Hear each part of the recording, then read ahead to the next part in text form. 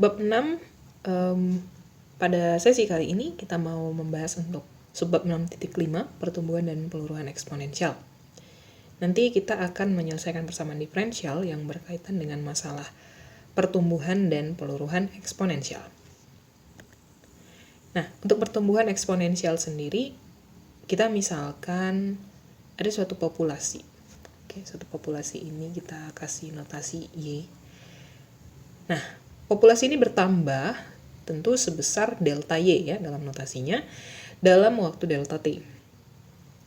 Dan pertambahan populasi tersebut sebanding dengan banyaknya penduduk pada waktu itu dan dengan lebar selang waktu. Yakni delta Y sama dengan K dikali Y dikali delta T. Dalam artian gini, pertambahan populasi penduduk ini sebanding dengan banyaknya penduduk.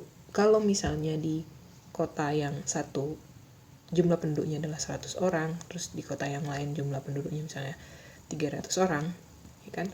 Maka laju pertumbuhan penduduk yang lebih cepat diberikan oleh kota B ya, kayak gitu kan, karena orangnya lebih banyak. Oke. Nah, kalau begitu pertambahan populasi tadi sebanding dengan banyaknya penduduk pada waktu dan dengan lebar selang waktu, ya notasinya tadi sudah sempat disebutkan bahwa delta Y sama dengan K dikali Y dikali delta T. K ini adalah suatu konstanta. Oke. Nah, Y sama dengan YT ini menyatakan jumlah populasi pada saat T dan K konstanta, ya. Oke. Jadi gini, DY/dt DY/dt itu sama dengan limit dari delta T mendekati 0. Ini kayaknya di typo aja ya, ini delta T seharusnya. Delta T. Bisa nggak ya? Oke, manipulasi yang bagus. Nah, DY/dt itu sama dengan limit dari delta T mendekati 0, delta Y per delta T. Oke. Nah, dari persamaan sebelumnya yang ini, bahwa delta Y kan sama dengan KY dikali delta T. Gitu. Jadi, delta Y per delta T itu sama dengan K dikali sama Y. Yang ini ya, K dikali dengan Y. Oke. Dengan hubungan transitif ini, kita tahu bahwa DY/dt sama dengan KY. Gitu. DY/dt itu sama dengan KY.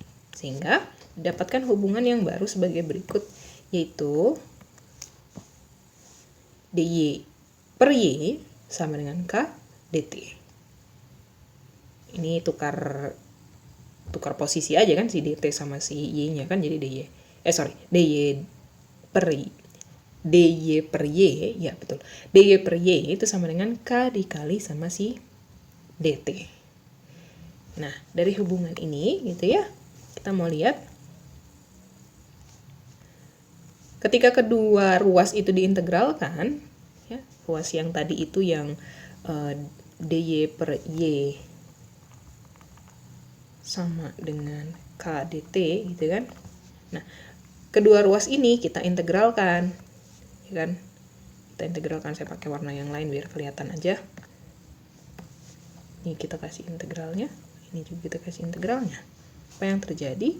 Maka integral DY per Y kan kita tahu ini sama dengan ln Y. Terus integral K dt itu sama dengan KT plus C. Oke. Nah, jadi dari ekspresi ln Y sama dengan KT plus C, kita boleh menuliskan Y sebagai fungsi eksponensial, yaitu Y sama dengan E pangkat KT plus C. Oke. Nah, E pangkat KT plus C ini sebenarnya dijabarkan kan sebagai E pangkat KT dikali E pangkat C ya. Oke. Nah, kita gunakan saja di sini si E pangkat C-nya ini sebagai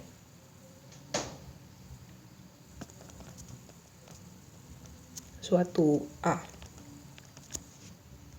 Oke, E pangkat C-nya sebagai suatu A, sehingga bentuk ini tadi ekivalen dengan A dikali E pangkat KT. Ya. Nah, Kalau gitu, misalnya diketahui suatu jumlah populasi awal yang dinotasikan dengan Y0 sama dengan Y indeks 0, kan? Maka Y0 ini tadi sama dengan AE pangkat 0. 0-nya datang dari, ini kan kita substitusi si T ini sama dengan 0. Substitusi si T-nya sama dengan 0. K dikali T. Jadi K dikali T, T sama dengan 0 ya berarti jadi 0 kan? AE pangkat 0.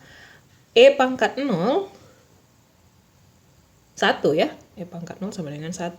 Nah, kalau gitu A kali dengan 1 sama dengan A, sehingga Y sama dengan Y indeks 0, E pangkat KT. Nah, dalam hal ini nilai K dapat ditentukan apabila kita mempunyai informasi tambahan. Oke, jadi kalau yang di sini tadi, yang pertama ini, kita menentukan nilai Y0 ya, ataupun nilai A-nya itu dari informasi populasi awal. Nah, kalau mau menentukan K-nya, berarti dibutuhkan satu informasi lagi. Ketika kita dapat satu info, ya yang didapatkan adalah suatu hasil, suatu konstanta yang, gimana saya bilangnya ya? Oke, ketika kita mempunyai satu informasi, kita dapat satu penyelesaian untuk satu konstanta. Nah, ketika kita dapat informasi yang lain lagi, kita dapat penyelesaian yang lain untuk konstanta yang lainnya. Dalam hal ini misalnya si K. Nah, K ini dapat ditentukan apabila kita mempunyai informasi tambahan, yaitu misalnya Y10 sama dengan 2Y0. Nah, artinya gini, Y10 sama dengan 2Y0. Dalam waktu 10 satuan waktu, populasi ini akan berkembang menjadi 2 kali dari populasi awal. Ya. Waktu melipat ganda sama dengan 10 satuan waktu. Nah, kira-kira seperti itu. Oke, kita lanjut lagi kalau gitu sebagai contoh soal biar lebih jelas. Misalnya ada suatu koloni bakteri berkembang biak dengan laju sebanding dengan banyaknya bakteri pada saat itu. Bila pada awal pengamatan terdapat 10.000 bakteri dan setelah 10 hari terdapat 24.000 bakteri. Banyaknya bakteri setelah 25 hari. Nah, kita misalkan Y sama dengan YT, dan ini menyatakan banyaknya bakteri pada saat T. Maka DY/DT sama dengan KY, dan Y ini sama dengan AE pangkat KT. Kita langsung gunakan penyelesaian yang di akhir tadi ya, yang DY. Mana tadi ini. Oke. Kalau gitu, ini dia DY/DT-nya sama dengan KY, terus Y sama dengan AE pangkat KT. Nah, penyelesaiannya seperti apa? Ya. Pada saat T sama dengan 0. Jadi pada saat di titik awal, oke, berarti masih jumlah koloni bakteri sebelum dia berkembang biak, masih jumlah awal koloni bakteri, jumlahnya itu adalah 10.000. Nah, jadi dari rumus yang ini, ya kan, Y sama dengan AE pangkat KT, Y sama dengan AE pangkat KT, kita dapat menuliskan ekspresi yaitu 10.000 sama dengan AE pangkat 0. AE pangkat 0 sama dengan A. Kita boleh menggunakan A sebagai suatu konstanta yang sama dengan 10.000. Sehingga Y sama dengan 10.000 E pangkat KT. Oke, sekarang kita mau tahu K-nya. Ini tadi kita baru masih dapat A-nya. Nah, di langkah selanjutnya kita mencari K. Jadi yang pertama tadi dicari adalah A-nya, dan yang langkah kedua kita mencari K-nya. Nah, di langkah kedua ketika menentukan K, kita membutuhkan informasi tambahan. Informasi tambahannya berupa T sama dengan 10, terus dikasih tahu populasinya nih. Populasi sama dengan 24.000. Kalau begitu, kita boleh substitusikan persamaan ini ya dengan menggunakan yang ini tadi, yang Y sama dengan, Y sama dengan AE pangkat KT. So, masukkan Y-nya 24.000, A-nya 10.000, terus udah gitu E pangkat, ya, T-nya sama dengan 10, berarti 10K. Oke. Sederhanakan ini berarti kita dapat E pangkat 10K sama dengan 2,4. Karena kedua ruas kita bagi dengan 10.000, ya toh?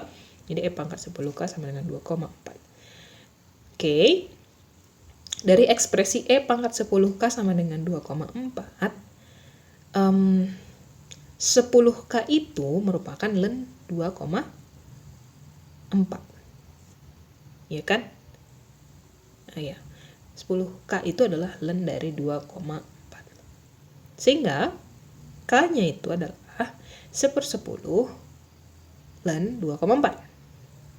Ya, 1/10 len 2,4. Masuk ke yang ditanya. Yang 3 itu adalah yang ditanya. Pada saat T sama dengan 25 berapa populasinya katanya kan? Nah, berarti masukkan Y sama dengan AE pangkat KT, A-nya kita masukin 10.000, E-nya ya kita ngikutin ini polanya ini, E-nya udah, terus udah gitu K dikali dengan T. Oke.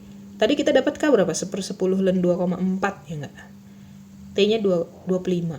25 dikali 1/10 len 2,4 kan berarti 2,5 len 2,4. Oke. Mengalihkan ya dia ya, 2,5 dikali dengan len 2,4. Nah, kalau gitu E pangkat 2,5 len 2,4 ini kan sama dengan len 2,4 pangkat 2,5 kan. Ini saya tulis lagi, dia menjadi len 2,4 pangkat 2,5. Oke, len 2,4 pangkat 2,5. E pangkat ya. Oke, E pangkat len 2,4 pangkat 2,5. Nah, E dan len merupakan suatu fungsi yang saling inverse. Sehingga ketika mengkomposisikan keduanya akan didapatkan identitas. Jadi kita masukin yang di len-nya ini gitu. Jadi ini ya kan sama dengan 2,4 pangkat 2,5 gitu dia. Oke, karena merupakan fungsi yang saling inverse. Nah, jadi di langkah selanjutnya ini tadi 10.000 dikali dengan 2,4 pangkat 2,5. Oke, adalah suatu besaran ya. Kita nggak perlu tuliskan juga nggak apa-apa, sampai dengan jawaban ini udah boleh sebagai jawaban akhir. Itu dia mengenai pertambahan populasi. Nah, jadi di salah satu aplikasi dari diferensial ini adalah menentukan pertambahan populasi gitu kan ya, mungkin populasi ternak, ayam, bebek gitu kan, atau mungkin populasi tikus, atau mungkin populasi serangga gitu dalam suatu kurun waktu tertentu. Oke. Atau mungkin yang sekarang yang lagi heboh populasi virus gitu misalnya ya, boleh juga kita tentukan. Nah, kalau gitu kita lanjut lagi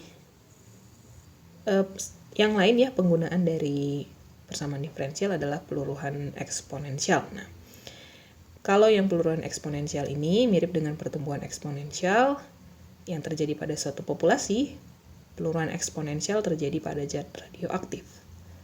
Nah, zat radioaktif itu meluruh dengan laju sebanding dengan banyak zat yang tersisa pada saat itu. Jadi jika Y sama dengan YT, menyatakan banyaknya zat yang tersisa pada saat T, maka DY dt sama dengan negatif K, Y.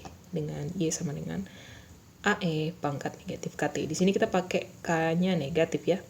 Karena seiring berjalannya waktu, radioaktifnya ini akan semakin sedikit. Iya. Kalau tadi kan K-nya itu positif ya.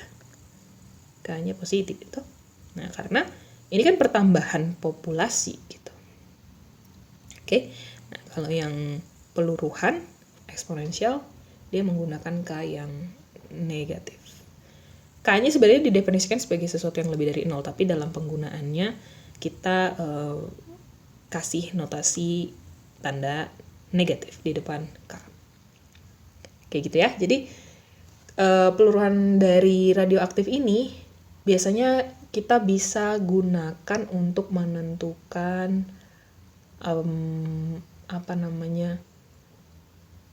usia suatu fosil misalnya gitu ya. Jadi seberapa zat radioaktif yang tertinggal kita bisa hubungkan dengan fungsi waktunya, sehingga kita bisa tahu berapa umur dari suatu fosil misalnya, kayak gitu ya.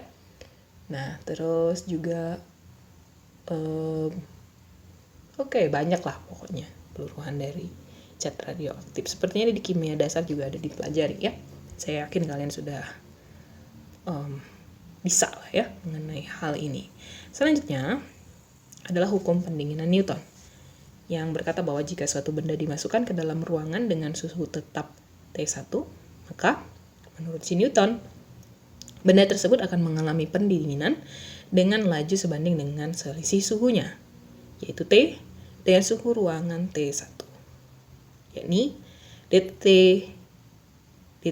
maksudnya T yang besar itu suhu ya, tapi T yang kecil ini adalah waktu. So, T adalah suhu dan T yang kecil itu adalah waktu. Nah, ini sama dengan K dikali dengan T dikurang T1. Jadi kita peroleh T sama dengan T1 ditambah AE pangkat KT. Demikian hukum pendinginan Newton. Nah, seperti biasa ada soal latihan yang boleh dikerjakan. Ini mengenai peluruhan zat radioaktif. Jadi ada suatu zat radioaktif ya kan, dia meluruh dengan laju sebanding dengan banyaknya zat yang tersisa pada saat itu. Pada awal pengamatan terdapat 20 gram dan setelah 1 tahun tersisa 15 gram. Kita disuruh menentukan paruh waktu dari zat tersebut. Oke. Silahkan dikerjakan, dicari solusinya. Ini saya berikan waktu untuk Anda mengerjakannya, dan kalau misalnya ada yang kurang jelas boleh ditanyakan pada saya. Semoga pembahasan ini boleh bermanfaat. Atas perhatiannya saya ucapkan terima kasih.